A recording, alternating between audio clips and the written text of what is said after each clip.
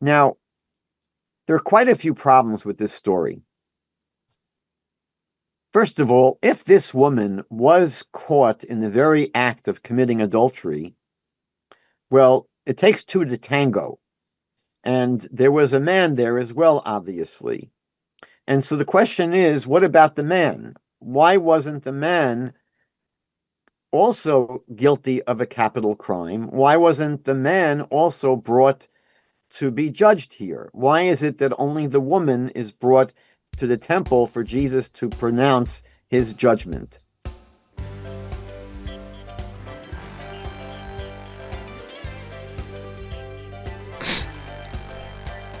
Welcome to TaNaCh Talk.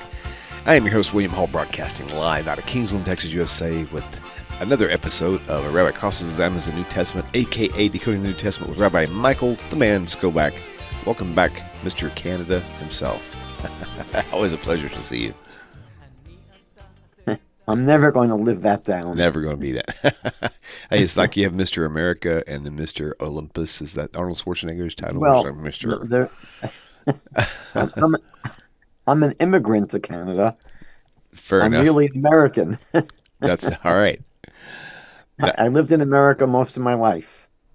Gotcha. And so where'd you live in America? New York, Boston? No, you didn't live in Boston. We discussed that already. I'm a New Yorker. Can you tell? There you go. Nice. New York has 5 boroughs, and I lived in 4 out of the 5 boroughs. I lived in Manhattan, in Queens, in the Bronx, and in Brooklyn. And the one you didn't live in was Borough Park. No, Borough Park is part of Brooklyn. Oh, okay. I never lived in Staten Island. Okay. So maybe one day I'll go back and rent an Airbnb for a few nights. Check that out. Check that off your list. Yeah, my bucket list. My boring bucket list. Oh, I wouldn't say boring. That's for sure. Okay. All right. Well, we finally made it to John chapter 8.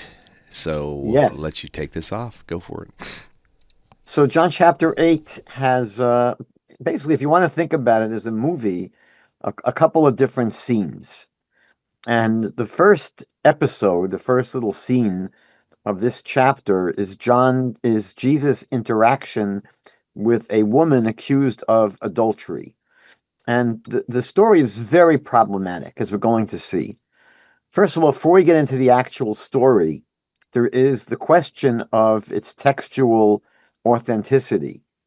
In my New American Standard Bible, a footnote, indicates that the last verse of chapter 7, I believe it's verse 53, and the first 11 verses in chapter 8 are not found in most of the older manuscripts of the New Testament. Really?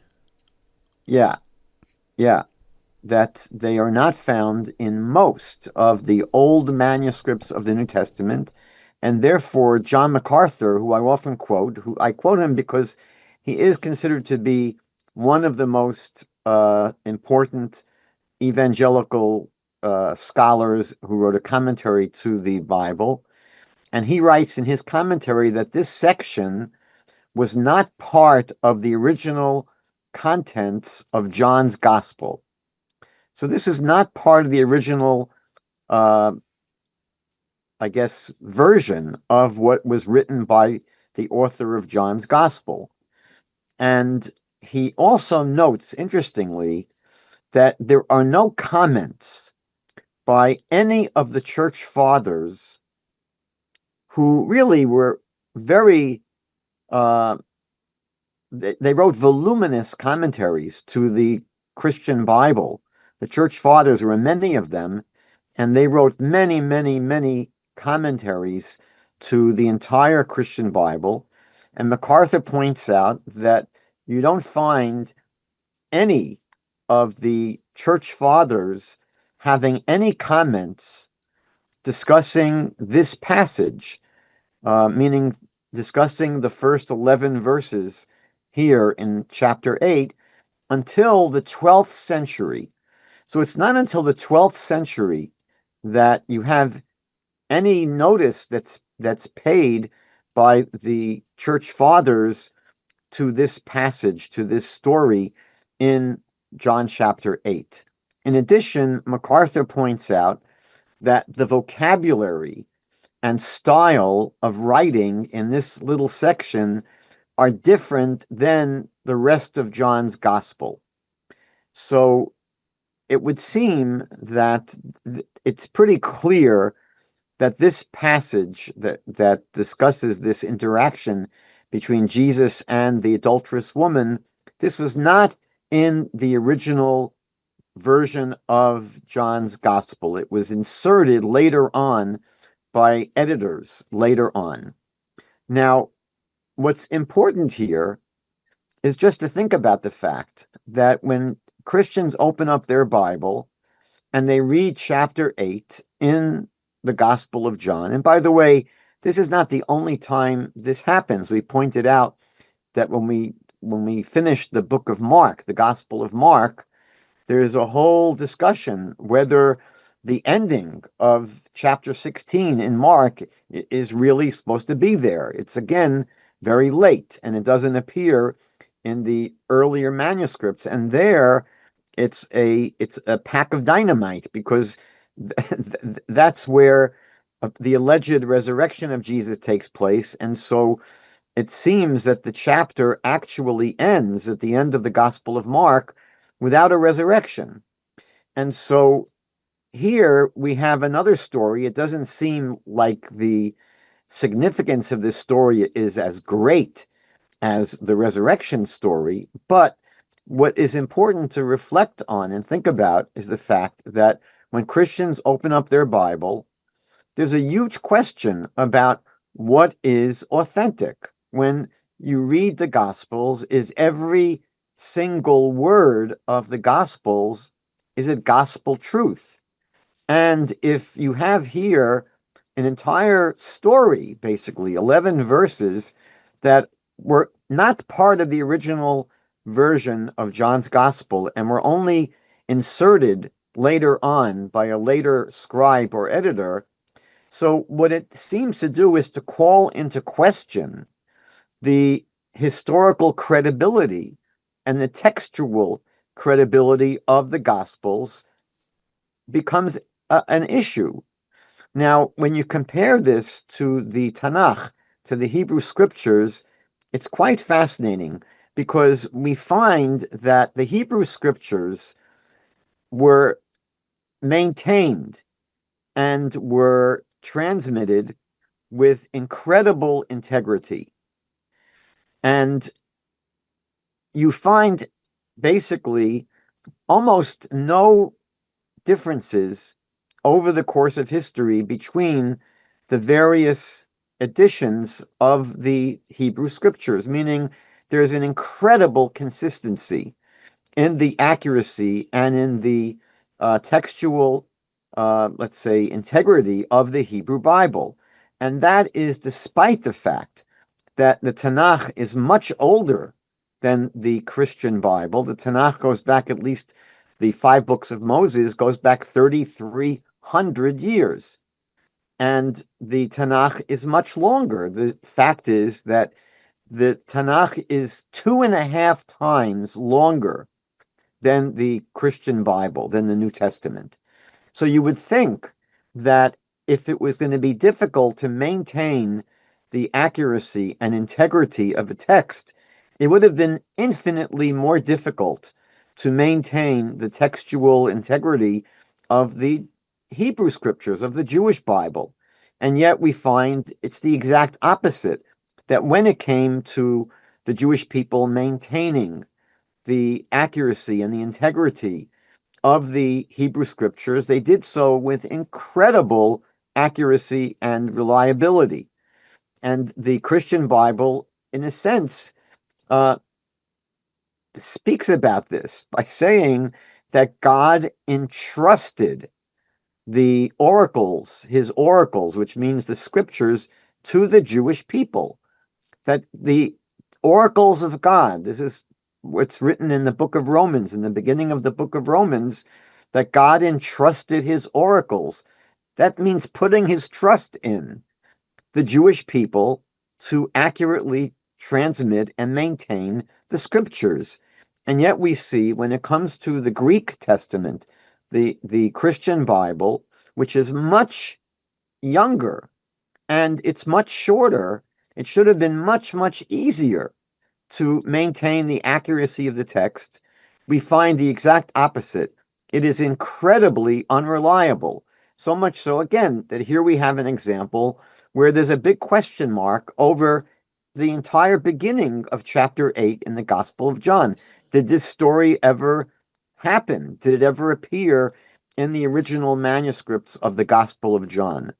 When I was first starting to study um, Christianity and polemics. This goes back to the 1980s, early 1980s.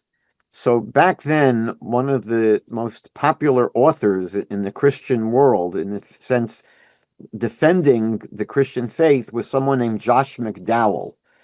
And his books were sort of the Bible in a lot of university campus Christian organizations like the Campus Crusade for Christ. And he wrote a series of books called Evidence That Demands a Verdict. And there are several volumes. In volume one of Evidence That Demands a Verdict, so he has the following, to me, fascinating discussion on page 267. And he writes the following. He quotes two very important Christian scholars, Geisler and Nix. And he says that they make the following comment about how the textual variations in the New Testament are counted. Because apparently this was a criticism of the Christian Bible, that there were many, many different variations in the text.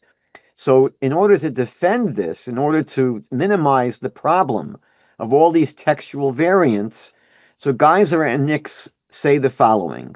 They say there is an ambiguity in saying that there are some 200,000 variants in the existing manuscripts of the New Testament, since these represent only 10,000 places in the New Testament, meaning that I have to sort of smile when I read this, meaning the fact is that if you compare all the manuscripts that are available, he says that there are some 200,000 variations in the text. But he says, don't get so bent out of shape, because it only represents 10,000 places in the New Testament text. For example, if one single word is misspelled in 3,000 different manuscripts, so this is counted as 3,000 variants or readings. So don't get so upset. There aren't really 200,000 variants in the text. It's only, again, I have to smile when I read this. It's only 10,000 places in the New Testament where there is some textual variation. Now, listen to the next paragraph.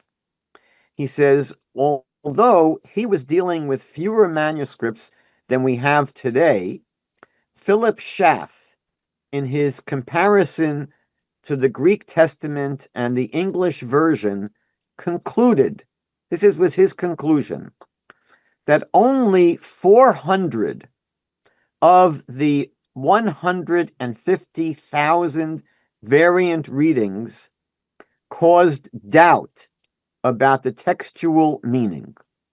So it's true, if you have thousands and thousands of textual variants, it could be so insignificant, like let's say a difference in spelling, where the meaning of the text is not changed or not impacted at all. And that's what this scholar, Philip Schaff, writes, that even though there are 150,000 variant readings, he says that only 400 of these readings caused doubt about the textual meaning, and only 50 of these were of great significance. Now, it's really hard to digest that. It's saying that in the Christian Bible, there are 400 places where the textual variants raise some question about the meaning of the text. Now, you could say that maybe it's not so significant, meaning, as an example, let's say there's a question about whether in a particular passage the number should be 10 or 12. So you could say, at the end of the day, it's not the end of the world. It's 10, it's 12. Was it 10 donkeys or 12 donkeys? So it's saying that there are such differences. There are such differences. And he says 400, where the meaning of the text is called into question. But the question is, how many of these are highly significant? Meaning, where do these textual problems raise significant difference in understanding the text? And he says, again, I'm quoting here, only 50 places in the Christian Bible where the textual variants call into question the meaning of the text. That to me is astounding. Astounding.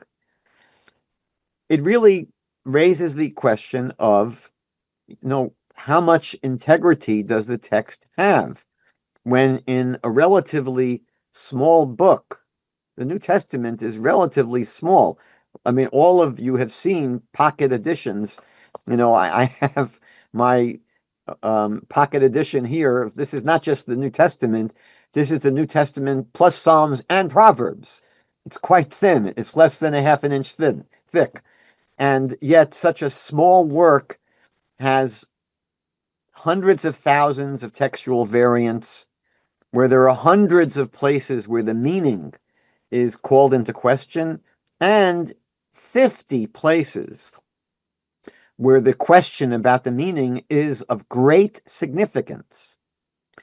So that's just something to bear in mind when we study a story like this. Now, in the story itself, let's just review what happens. So Jesus, we're told, is teaching in the Holy Temple of Jerusalem, and we're told that the scribes and the Pharisees brought a woman to him who had been caught in the act of adultery. Now, that's pretty rare. You don't usually get caught in the act of adultery. There may be some circumstantial evidence, but to catch people in the act is pretty unusual. So we're told in this story that there was a woman who was caught in the act of adultery, and the Pharisees and the scribes bring her to Jesus, who is in the temple.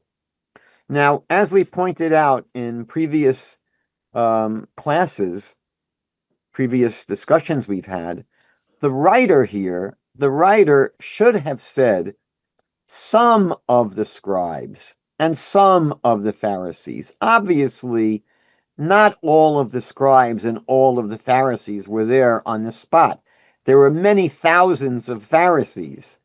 But again, when the New Testament is written, what it does often is it generalizes in this way to again paint everyone with one broad brushstroke, so that the reader over the past how many years, 1800 centuries, 18 centuries of Christian history, have been reading their text, and they walk away with the understanding that it's the Pharisees, and they're all the same. There's no differentiation between them, because the stories are all written with that phrase, the Pharisees, as if they're all on the scene in every single scene of the Christian Bible. So obviously, what was going on was that Jesus, if he was in the courtyard or in the temple area, there was some. Maybe it was a 10, maybe it was a 20. However large the group was, it wasn't all of the Pharisees and all of the scribes. So what happens? So this group of scribes and Pharisees say to Jesus that the Torah calls for a woman like this to be stoned to death. That's what they say to Jesus, that here is a woman who was caught red-handed, caught in the act of committing adultery, and the Torah says that she has to be stoned to death. And they ask Jesus, well, what do you think? What do you think? So Jesus first ignores them. The gospel writer says that Jesus bent down and he was writing something in the sand. He basically ignores them, but they persist. They keep at him, and they really want to know. So, what do you say, Jesus, about this woman?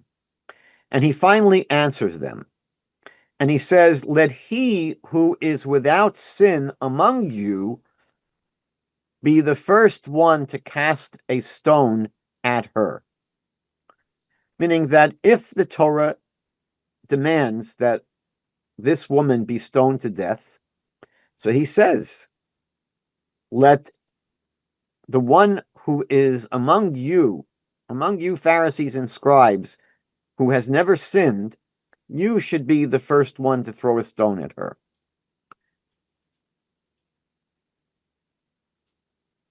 Now, there are quite a few problems with this story. First of all, if this woman was caught in the very act of committing adultery, well, it takes two to tango. And there was a man there as well, obviously. And so the question is, what about the man? Why wasn't the man also guilty of a capital crime? Why wasn't the man also brought to be judged here? Why is it that only the woman is brought to the temple for Jesus to pronounce his judgment? In Deuteronomy chapter 22, verse 22, it says that in the case of adultery, both the man and the woman are basically guilty of a capital crime. The second question is that the whole case that's presented to Jesus is not very clear, meaning that when you read the story, what's really going on here? Because just catching someone in the act of committing adultery, or really catching someone who is guilty of committing any capital crime, whether it's violating the Sabbath or committing a murder, they automatically are not killed, meaning that we shouldn't think that if someone is quote unquote caught committing adultery, which means that someone saw her with this man somehow in the act, or if someone sees another person violating the Sabbath, or if someone sees someone committing murder, that that person can be dragged into the court and executed. That's obviously not what happened, because in any capital crime, the Talmud teaches, it's very interesting, that any court that executed a person, one person, in 70 years was called a bloody court. Why am I bringing this up? Because when you read the 5 books of Moses, when you read the Torah, there are plenty of capital crimes, many crimes for which it seems to say, mot yumat, you shall surely be put to death. Violating the Sabbath and committing adultery and obviously murder and many, many other crimes and transgressions you can be put to death for. And people can obviously get the idea that there were executions taking place in the land of Israel routinely, because you can imagine with probably millions of people living in the land of Israel, at least 1 million, there probably were many people who violated the Sabbath.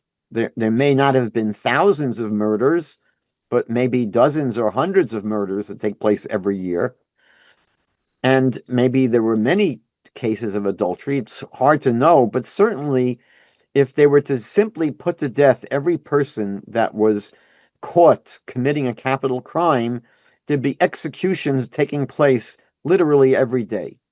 And yet the Talmud says that if a court executed one person in 70 years, it would be considered a bloody court. Now, why is that? Why was it so rare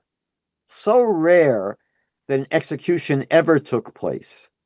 So there are a number of reasons. Number one, the law was that in order to convict someone of a capital crime, the person had to be first warned by two witnesses prior to them committing the crime.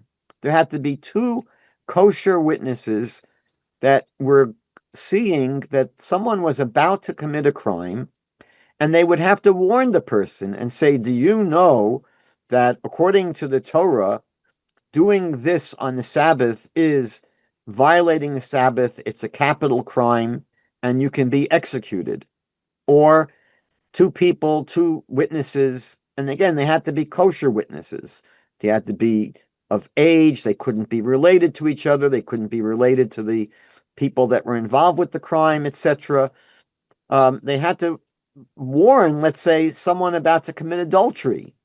Do you know that committing adultery is a capital crime in the Torah and you can be stoned for doing that? Or seeing someone about to commit a murder. You see someone that's, got their hand raised with an axe, or they're about to shoot an arrow, or about to, do something to kill someone else. And they had to warn the person and say, do you know, are you aware of the fact that doing this, committing this murder is a capital crime and you can be killed by the court? That had to happen. And the person had to blow them off. The person had to say, yes, I'm aware of the fact that it's prohibited. And I'm aware of the fact that I face the death penalty. I don't care. I'm going to do it anyway. Now, just think about it. How often would that happen?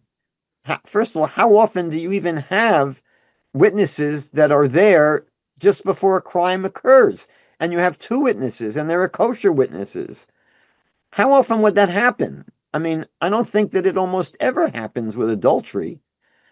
And then how often would it happen that they would warn someone and the person would say, I don't care, I'm going to do it anyway? So that's one obstacle that would really almost assure you that you're not going to have a capital conviction. Secondly, even if it happened, even if they warned someone that what they're about to do is punishable by the death penalty, and the person said, I know, I don't care, I'm doing it anyway. So in order to convict the person of a capital crime, there had to be two witnesses to the crime. There had to be two kosher witnesses that actually saw the crime take place. And then the court would subject these two witnesses to incredibly intense cross-examination. And the cross-examination was so detailed that it was almost impossible for them to really be considered accurate witnesses. So, for example, imagine there was a murder that took place and two witnesses watched the murder. Well, the court would interrogate each witness separately. And they would ask, for example, the first witness, well, you saw this person. How far away were they from the victim? Oh, they were 30 yards away. And were there any trees behind the victim? Yes, there were three trees. And they would say, how many branches were on the tree? And were there any fruits on those branches? Oh, how many fruits were there? And then they would ask the other witness the same questions. And if the testimony varied at all, they would throw out the testimony. So it's virtually impossible for them to get a capital conviction. And that's why they virtually never executed anyone. Now, philosophically, we can understand why. The prophets say, for example, the prophet Ezekiel says several times, but let's say in chapter 18 of Ezekiel, he says that God is not interested in the death of the wicked, rather that they should turn from their sins and they should live. So it's not in God's interest to literally kill people every time they do something wrong. God's interest is in that people should change, repent, improve themselves. God is not interested in killing people. When the Torah speaks about the fact that certain crimes are worthy of the death penalty, it's to impress upon us how serious this crime is. But it's not in order to actually end up killing everyone, because we don't. The laws itself essentially prevent us from killing people. And beside all of this, the trial had to take place before a court of at least 23 judges. The idea of a Jewish court, there are various courts that we have. The simplest Beit Din, the simplest rabbinic court, is of 3 people. But you couldn't convict someone of a capital crime with 3 judges. You had to have at least 23, which is the second largest court that we had back then. The largest one was the Sanhedrin, which was 71 people. But to convict someone of murder, you had to have 23 judges. The same thing with adultery. So this whole story where the Pharisees bring this woman committing adultery and they ask Jesus, what do you do? Well, it sounds like what they're assuming is that Jesus would have to disagree with the law, that the law would seem to demand, as they say, that she's got to be killed in this situation. But the truth is that it was almost impossible for the courts to carry out a death sentence. So Jesus responds to them by saying, let he who is without sin, let him throw the first stone at her. So this is one of the most absurd things that we find in the Christian Bible. It's totally absurd to look at what Jesus said. First of all, the Torah obviously never required, the Torah never demanded that witnesses or judges be sinless. The Torah never demanded that witnesses or judges be sinless, because the TaNaCh teaches that everyone sins. If you go to the book of Ecclesiastes, chapter 7, verse 20, so we're told that even righteous people sin. And in the book of Job, chapter 15, verse 14, and in chapter 25, verse 4, we're told that anyone born of a woman will sometimes sin. So the TaNaCh's perspective is that if you are human, you will sin. So the TaNaCh obviously never demands that in order to be a judge or a witness, you have to be without sin. Because if that were the case, there would never be a functional judicial system. You could never have a judicial system. You couldn't have a functioning court. You couldn't have a society where crimes could be punished on any level. What you'd end up with is the kind of dysfunctional courts that we have now in North America, where people are routinely released, criminals are routinely released back into the general population because, are the judges and the witnesses totally righteous and never committed any sins? So how could we put someone in jail? How could we punish someone? So that is a completely absurd thing to say in this case. Another really bizarre part about this story is that it has the Jewish sages slinking out as if Jesus so destroyed them in the argument that they had nothing to say back to him. And this often happens in the Gospels. In the Christian Bible, they often present the Pharisees as buffoons who are totally outclassed by Jesus, and they're never able to answer his questions. Even the most absurdly basic questions, the kind of questions that a third grader could answer, the Gospels have the rabbis stymied, and they have nothing to say. And so here in this story, when Jesus comes up with this real, terrible, absurd idea that only sinless judges can decide a case and can convict someone, the rabbis could have said any number of things, as I just did, and yet they have nothing to say to Jesus. They sort of like awkwardly back away. They sort of remove themselves from the scene because they seem so embarrassed that they have nothing to say. Of course, this is ridiculous, and they would have easily refuted his very loopy idea that judges cannot judge unless they are sinless. And then finally, Jesus says to the woman that he doesn't condemn her. He says to the woman, I don't condemn you. But this is disingenuous because he then goes on to say, but you should sin no more. So he does believe that she acted sinfully. So he really is condemning her. He's saying that you've sinned and don't sin anymore. So why say to her, but I don't condemn you? He is condemning her. He's condemning her of having sinned. And he says, and don't do it again. Don't sin again. And what's bizarre is that this woman in this story never expresses any remorse for what she's done. It's one thing that had this woman expressed incredible remorse for the act of adultery, which is a very, very serious sin. It's violating one of the Ten Commandments. So she doesn't express any remorse, and Jesus seems to be very accepting of her and saying, I don't want to condemn you. Yet throughout the Christian Bible, Jesus is constantly condemning sin. So, and he condemns her here in a sense, but without really condemning her. He says, I don't condemn you, but don't commit any more sins.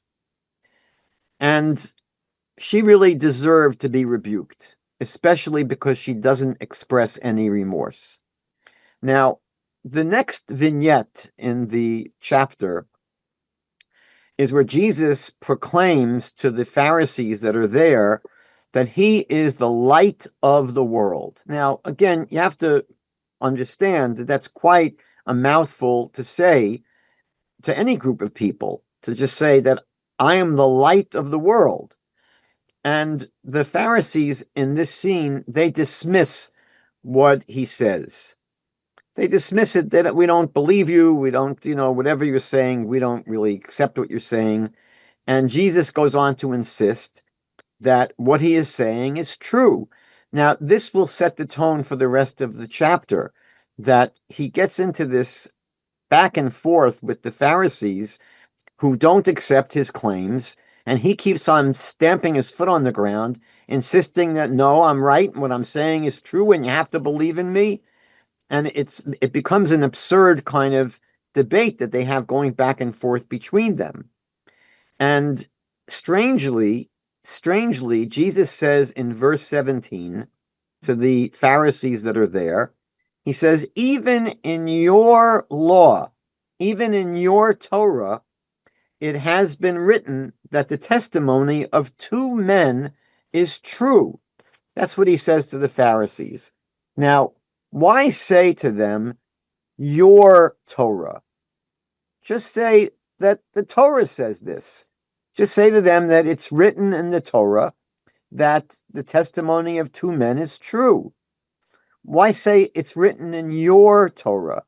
But as I mentioned previously, this follows John's pattern of separating Jesus from the Jewish people.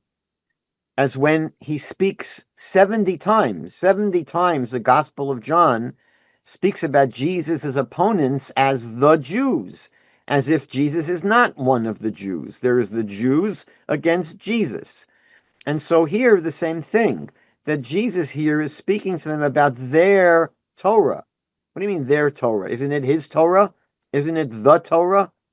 And that's one strange thing about this sentence that Jesus says. The other strange thing is that the Torah never says that the testimony of two men is true. It never says the testimony of two men is true. The Torah says that you can only convict people based upon the testimony of two people. It's not a guarantee that their testimony is true. We all know that there could be false witnesses, and that sometimes happens. And the Torah actually deals with the question of what happens when you have false witnesses that convicted someone of a crime, and then witnesses come later on to disqualify those witnesses. So the Torah never says to us that whatever two witnesses say is true. That's absurd, because obviously not everything two witnesses say is always true. They could be conspiring, they could be lying, they could be wicked. So the Torah simply says that our court system requires testimony of two witnesses. That's all the Torah says. So Jesus quotes this idea to them, the idea that the basis of testimony of two men is true. Jesus claims this. And then he goes on to use this idea in the most ridiculous way. It's almost impossible to read this passage. And he says that the two men that are testifying about his legitimacy are himself and his father. That's what Jesus says. That, the sages in this story are not believing Jesus. So Jesus is getting very frustrated. And he says, well, yeah, the Torah itself says that whatever two men testify to is true. And so he says, there are two men testifying about me, myself and my father. So this is incredible. First of all, it's obvious that a person's testimony on their own behalf is never considered testimony. When the Torah requires that you have two witnesses, it can't be one of the litigants that testifies. It's obviously speaking about two witnesses other than the litigants. And secondly, he's claiming that the Father is testifying on his behalf. But the truth is, where did the Pharisees ever hear God the Father testifying on behalf of Jesus? All you really have is Jesus claiming that God is testifying on his behalf. So it turns out that who are the witnesses testifying on behalf of Jesus? It's Jesus and himself. Meaning, when Jesus it's like unbelievable.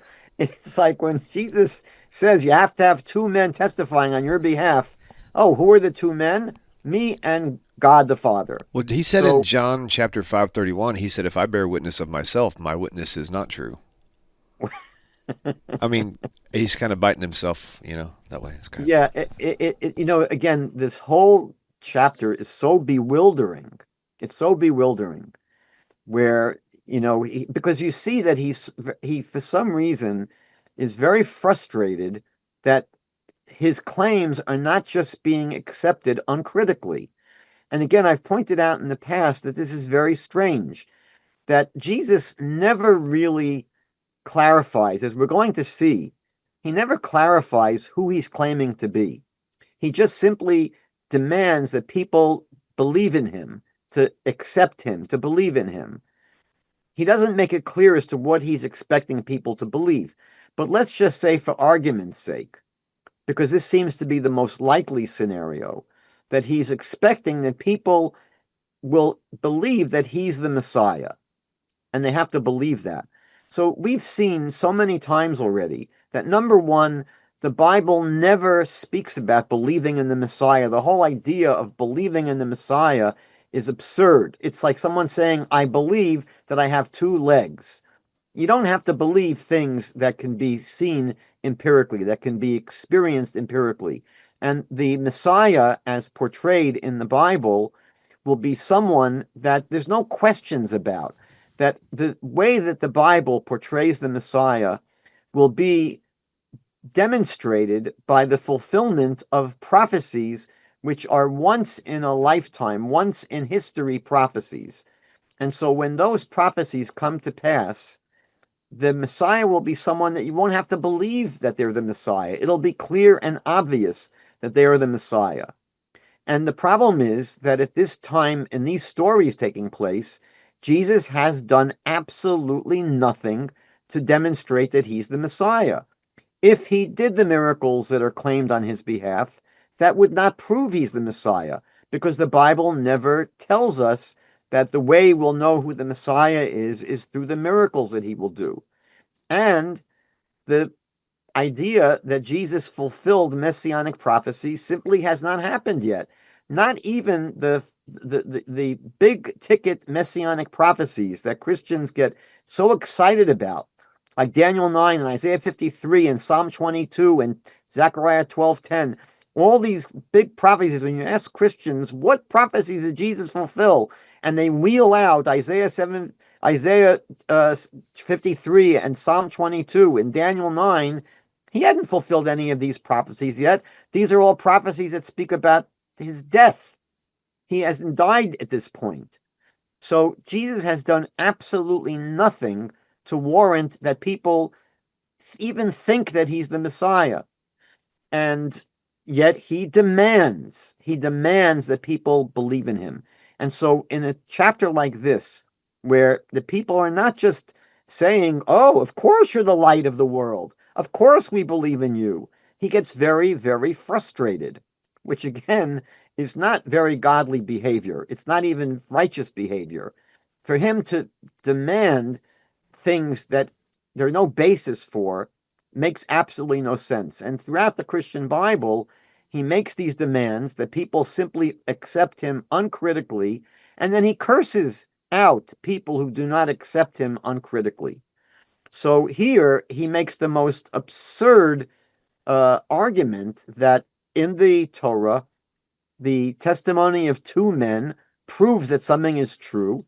And so, who are the two men that he's marshaling on his own behalf? Himself and God the Father. Well, where did God the Father ever testify about Jesus? So, Jesus is simply claiming that God told me. God told me that he votes for me. So, at the end of the day, who are the two people that are testifying on behalf of Jesus? Jesus and himself. And so, what happens is that Jesus accuses the Pharisees of not knowing God the Father. You don't know the Father. Now, that's a baseless accusation. How can he say that these people who live their entire life based upon studying the Word of God the Father and fulfilling the commandments of God the Father and praying to God the Father and serving God the Father, and people who give their lives for God, that they don't know God? I mean, again, it's the kind of accusation and put down that you can make very easily, but there's no basis for this kind of accusation. It's just the proclamation and it's the accusation of a bitter, frustrated person who is not getting uncritical acceptance. Now, the remainder of the chapter is simply a very bizarre argument, a long, long argument with the Pharisees. In verse 24, Jesus says, unless you believe that I am he, you shall die in your sins. That's what he says to them. Unless you believe that I am he, you shall die in your sins. And so in verse 25, they ask him, well, who are you? I mean, that's what I would have asked. He keeps on talking about that they have to believe that I am he, and you have to believe that I am he. Believe what? Who are you? And so what do they say? They ask him, who are you? And Jesus doesn't really answer them. He says, what have I been saying to you from the beginning? He sort of throws it back at them. You want to know who I am? What have I been saying to you since the beginning? But again, Jesus never clearly articulated before, prior to this, who he was claiming to be. Merely that he was sent by God. That's all he says. I'm been sent by God. He never says I'm the Messiah. He never says I'm the prophet. He never says that I'm God. He never clearly articulates who he's claiming to be. And his claim that unless they believe that, quote, I am he, that they will die in their sins, is outlandish. It's nonsensical. And of course, it's anti-biblical. Anti-biblical. Where do we ever see, again, the main Christian idea, the main Christian idea, is that Jesus is the Messiah, well, you don't see anywhere in the TaNaCh, anywhere, where it says that unless you believe in the Messiah, you will die in your sins. Now, verse 36, Jesus claims that only he can free people from sin. He speaks about people being enslaved to sin, and he insists that only he can free people from sin. Of course, the Torah teaches otherwise. In Genesis chapter 4, verse 7, God says to the first person living after the events of the Garden of Eden, where Adam and Eve basically are thrown out for the sin they committed, and then God says to Cain in chapter 4 of Genesis, verse 7, God says to Cain that sin will always crouch at your door. You're always going to be tempted to sin. But God says to Cain, Va'ata timshalba, but you can rule over it. So God says to Cain, you have the ability you have a veto power over sin. You're not slave to sin where you cannot escape its grasp. And so in verse 37, Jesus continues to claim that the Jewish people are seeking to kill him. This is, again, he's made this claim in the last few chapters many times. This reminds me of someone who used to call me regularly. I used to get called by someone for years claiming that his family was trying to kill him. And I said to him that I can prove that they're not trying to kill you. And he would ask me, how? How can you prove it? I said, because you're still alive. You're talking to me. If they really were trying to kill you for the last 5 years, 10 years, you wouldn't be here speaking to me now. So Jesus is constantly claiming to, and he's saying it to their faces, you are trying to kill me. If they really were trying to kill him, he would not continue to say this for chapter after chapter after chapter.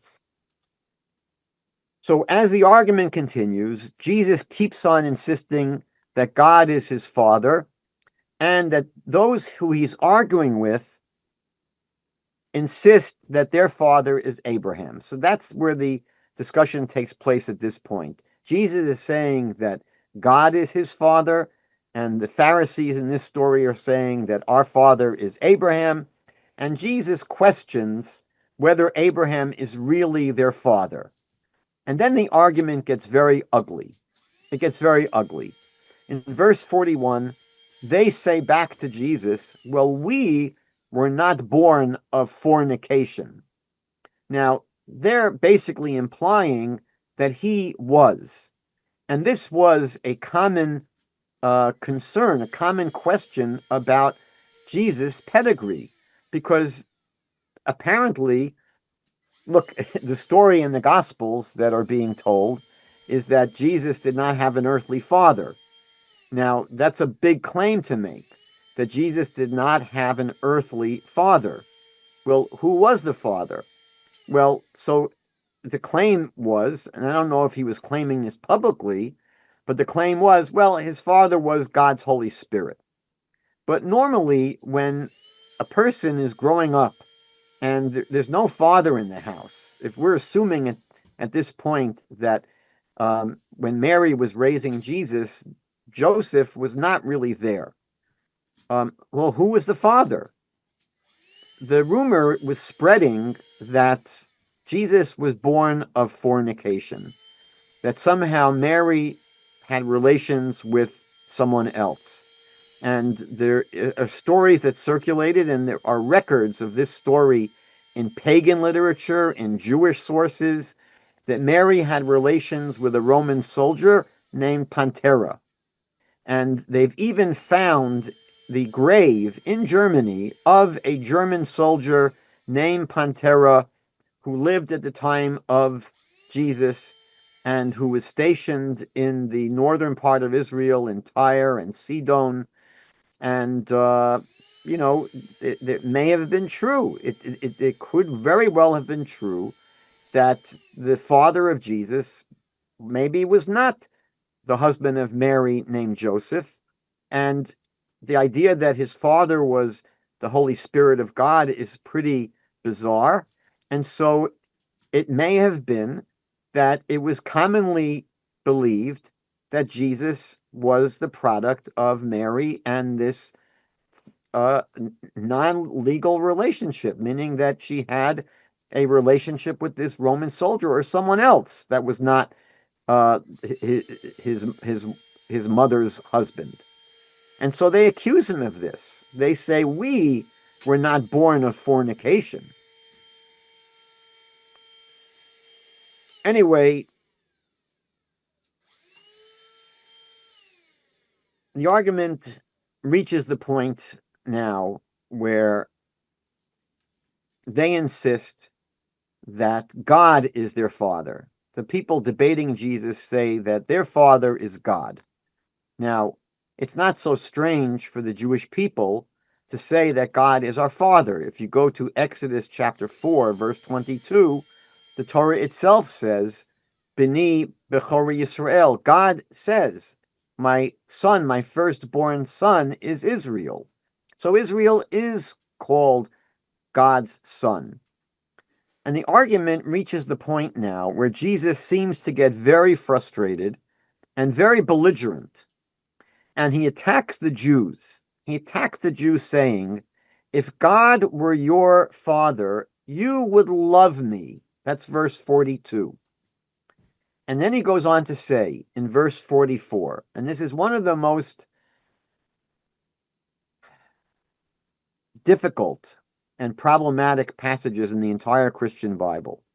Jesus says to them in verse 44, after they've been claiming that God is their father, Jesus says in verse 44, you are of your father, the devil, and you want to do the desires of your father.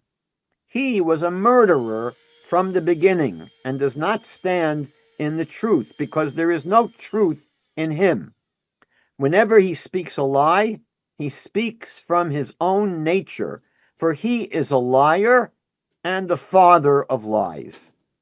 Now, again, what's tragic is that this little discussion, argument between Jesus and how many? 20, 10 Pharisees, this became the way Christians have seen all Jews.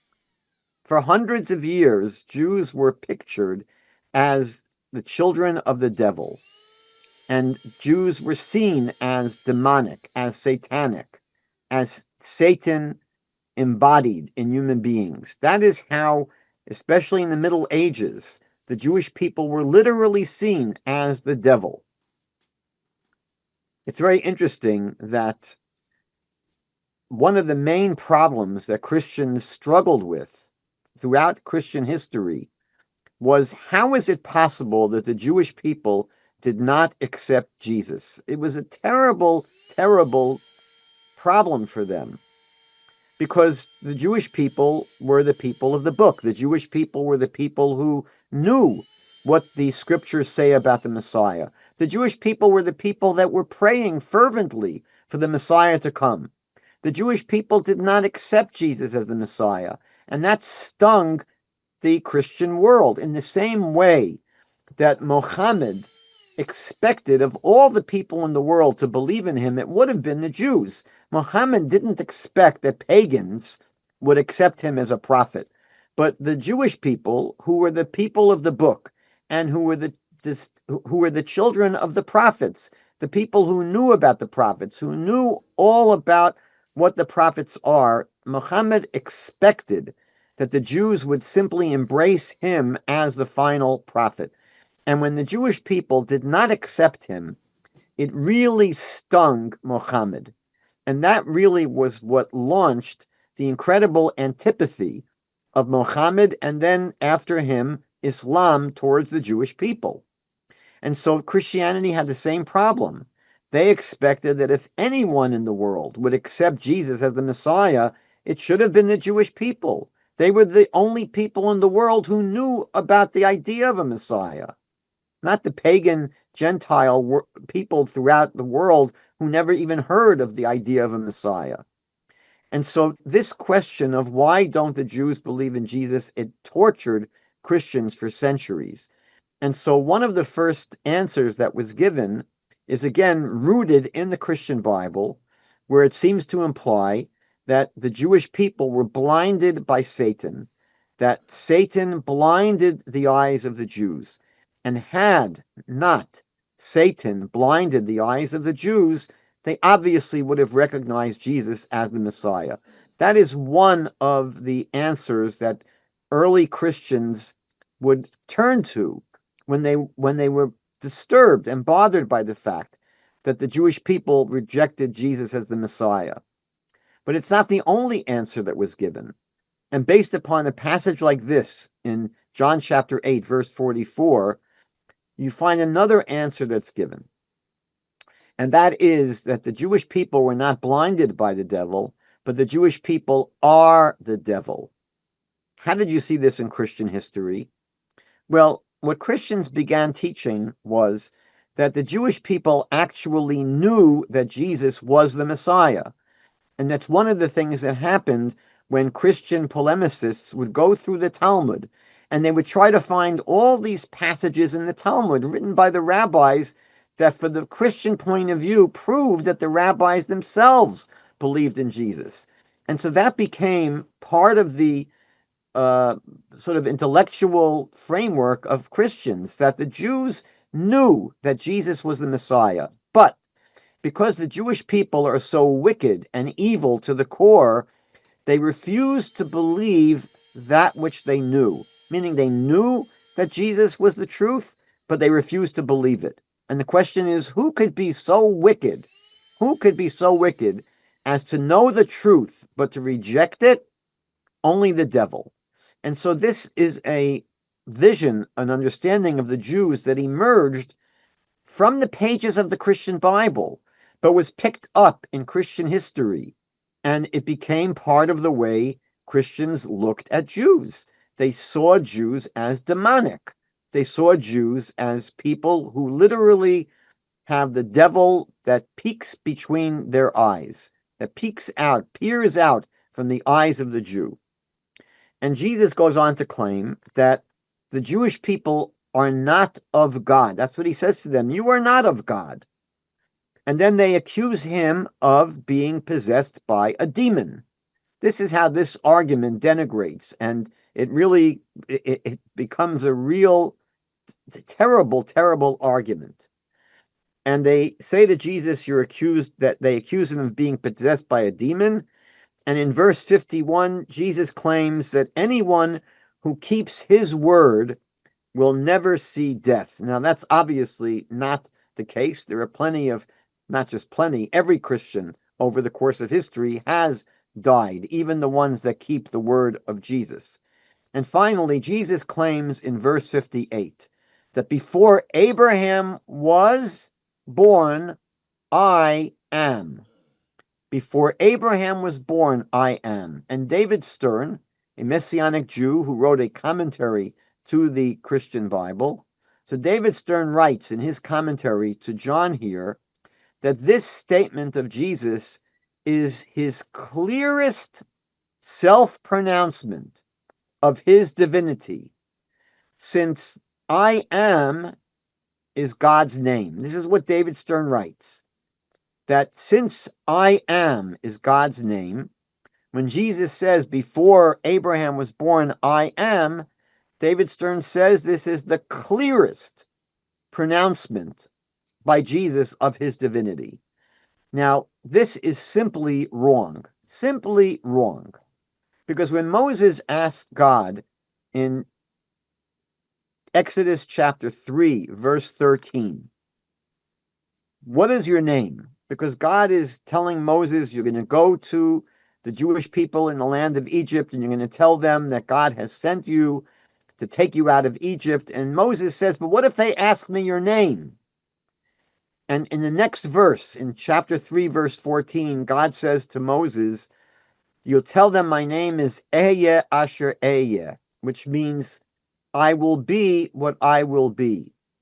not I am what I am. This is simply a mistranslation. This whole argument is based on a mistranslation of the actual Hebrew. The actual Hebrew is in the future. Ehyeh means I will be, not I am.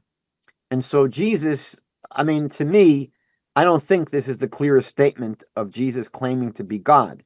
By saying before Abraham was born, I am, is to me very muddy and very muddled, and it's not a clear statement that he's claiming to be God. But David Stern claims, and many Christian commentaries claim, that in this passage, Jesus is clearly claiming to be God because they assume God's name is I am. And that's simply not true. It's based upon a misreading, a mistranslation of the actual Hebrew. Okay. All right. I was trying to pull this up. It didn't scale properly, but you're right. It says I will be that I will be in the. Pull it up in the Chabad.org version so they can see a nice contrast there. Man, that was crazy. Lots of cool stuff, as usual. Rabbi, great show today. Always informative, and we'll look forward, Hashem willing, next week, same time, same place. Next week, I have a big question mark, because next week is Erev Rosh Hashanah. Ah, right. Good point. Good point. Yeah, we're going to have to talk about the schedule, because Mondays basically are going to be all Jewish holidays. Interesting for a little while. Yep.